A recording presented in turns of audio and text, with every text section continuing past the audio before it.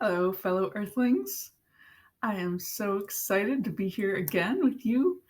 I've got so much to tell you. I'm super excited. So I'm going to jump right into it. In this podcast, I'm going to talk about making my own stuff. Spoiler alert, I'm wearing it. Talk about spring wardrobe and thrifting, and plants, houseplants and vegetables. Talk about positive climate actions I've been taking online and in person, and learning about nature. I'm super excited about some BBC television I've been watching and a couple of books that I've been reading. So, let's go. So, first of all, a very fun way to get out of the loop of fast fashion is to make your own clothes, something I have been working on since I made my first top for myself at the age of 14 with no pattern out of whatever patchwork scraps my mom had lying around. And I proudly wore it to school, even though the sleeves were wildly different sizes. But I've progressed a little bit, and I was able to use this new look pattern as the inspiration, but it turned out it was a bit too small for me. So I used an existing top and made my own pattern out of recycled packaging paper. And it worked quite well. I've got a couple notes for next time, and I definitely will do it again. So you can only see the top of it right here, but I will put a little video in of me showing it off. I was very happy with the way it turned out. And most importantly, it's got pockets. So I did get the fabric from a place that I recently found in the UK called Very Happy with the way it turned out. And Catkin Scraps, which is a small online fabric shop. And they say they have a joyful range of high quality dressmaking fabrics made from mostly natural fibers with plenty of eco friendly options. They also do deadstock.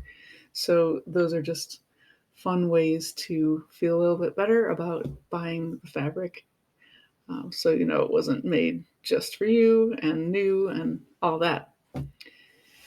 So it was a pretty good process. I hadn't sewed a garment for myself for a while, but I just remembered slow down, take it step by step, do everything that they tell you in the instructions, and remember that ironing is half of sewing.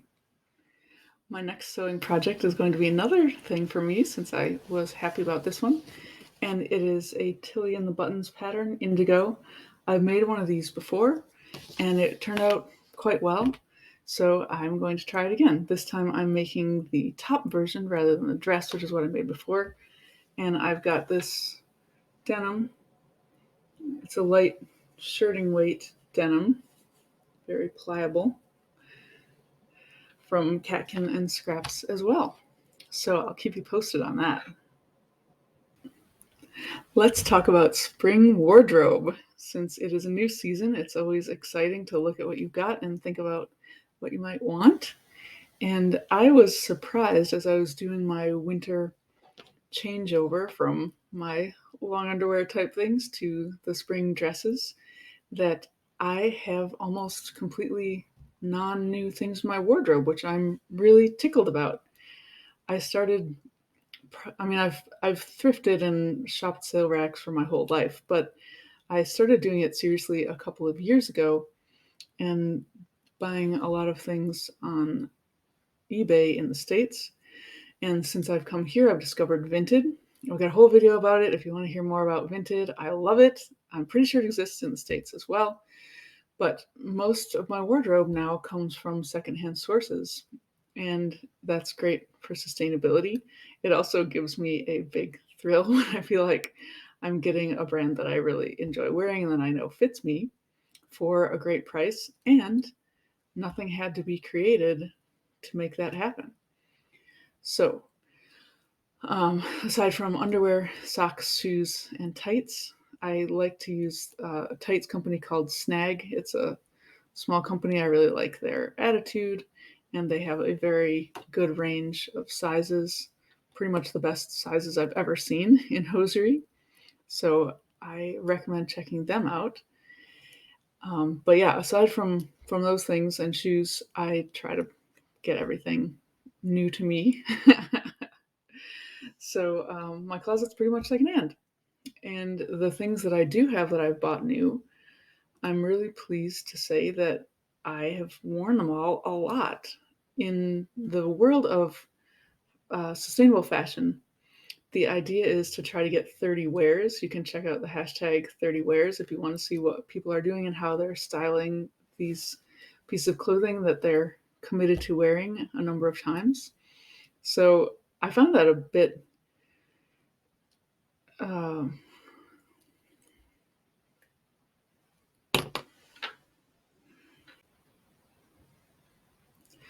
I was a bit surprised when I found out that 30 was the benchmark, and I'm not sure how it was arrived at, but I'm sure a little Googling would give the answer because there are a number of things in my wardrobe, like my favorite jeans, my shoes, of course, that I have worn way more than 30 times. But there are some things that I really struggle with, something that was bought for a special occasion or where I think I might wear it to dress up, and then I don't dress up all that often. So things like that are a bit of a challenge. I actually did a little wardrobe challenge before I left for the States with my winter stuff, where I had set aside all the things that I was going to bring along. And so the things that were left in my closet were things I didn't wear as often. And so I kind of challenged myself to put together outfits with those and mark a few more lines down for their wares. And it went pretty well. Interested in finding out more about fast fashion and sustainability. A book that I really liked was How to Break Up with Fast Fashion. And I got that on Kindle online, and you can get real copies of it as well. But she has a really good attitude. It is based in the UK, but a lot of the ideas, of course, can be applied across different countries. But it's pretty interesting to find out about how fast fashion works and how fast it has gotten. Anyway, definitely recommend that one. But spring is a good time to freshen up your wardrobe, and so I'm doing some more sewing, and hopefully that will go well. But I'm continuing to thrift. I do a mixture in the UK of Vinted app and thrifting online, and then going to actual thrift or charity shops, which is always fun. And then I do check out and browse eBay as well.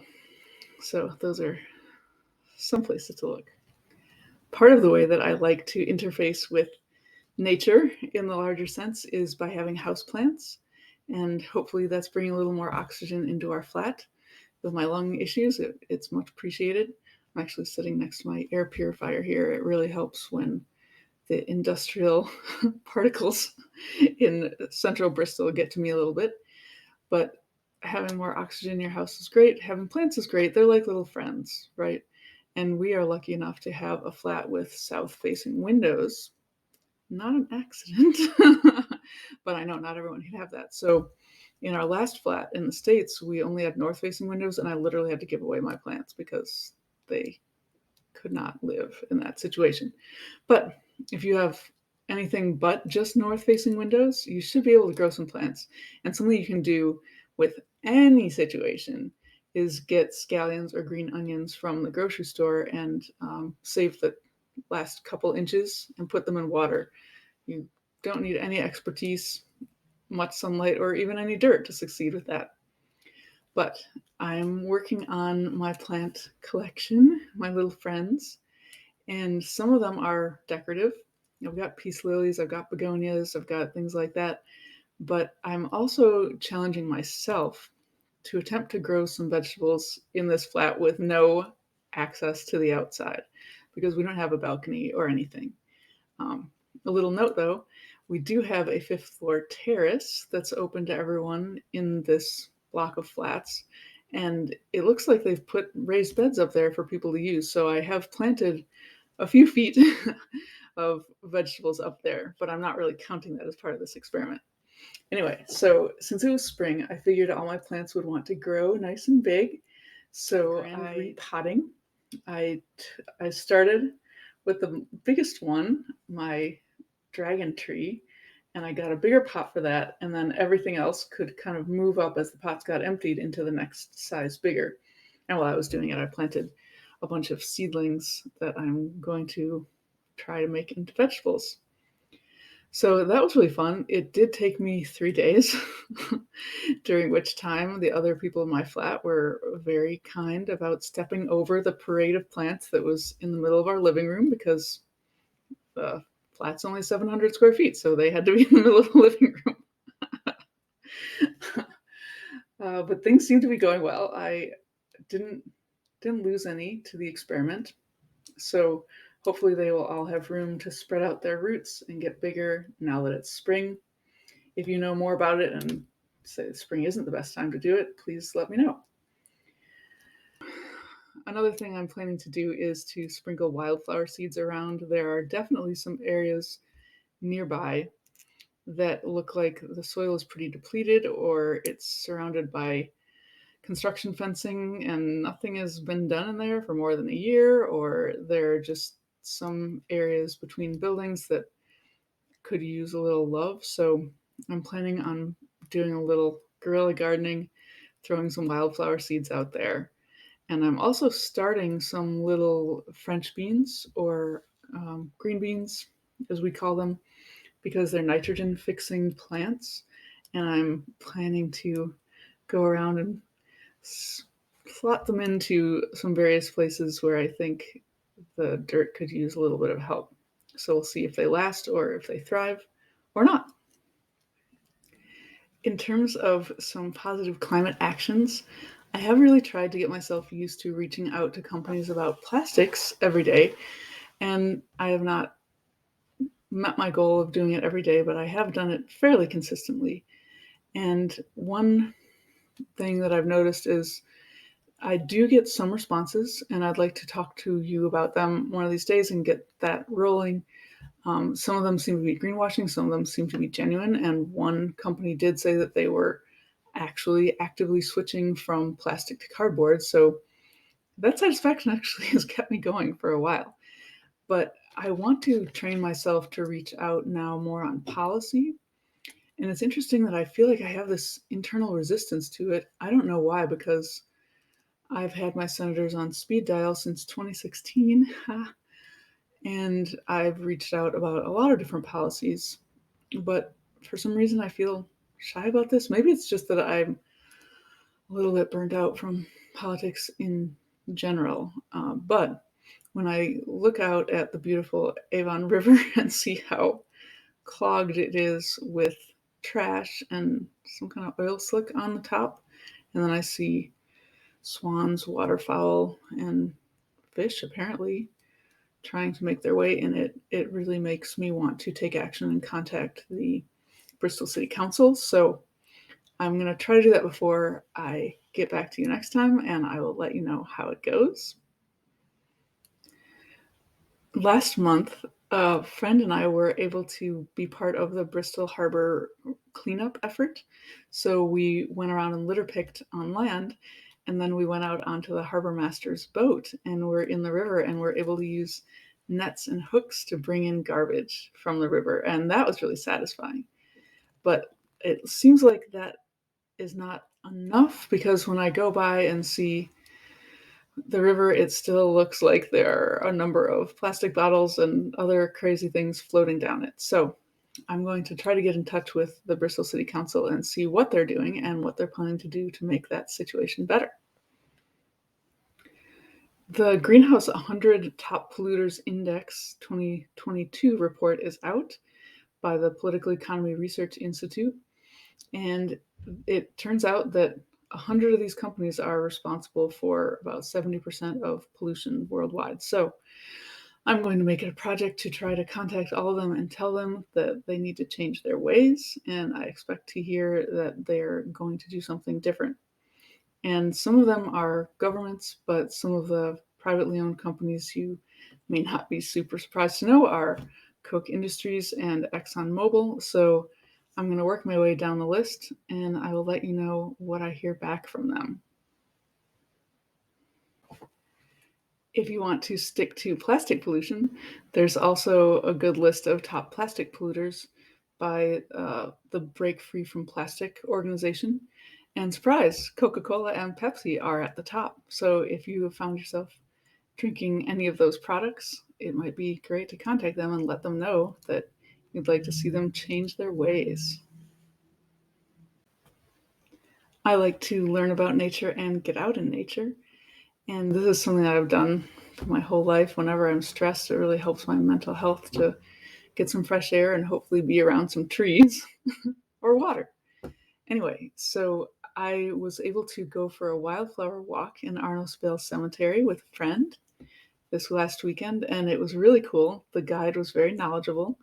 And strangely enough, this cemetery is a 45-acre plot that was planned by the Victorians as a garden cemetery. That was a thing back in the early to mid 1800s.